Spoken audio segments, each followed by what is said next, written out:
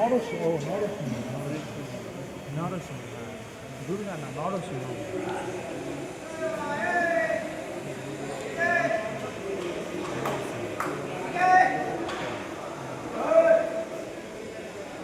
এটা হচ্ছে নরসিংহদেবের মন্দির।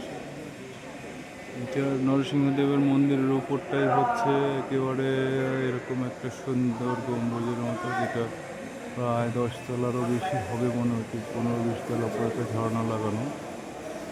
মন্দিরের যে এগুলো আছে এগুলো সব না, এগুলো গোল্ড প্লেটিং করা, রং করা। হরে কৃষ্ণ, হরে কৃষ্ণ।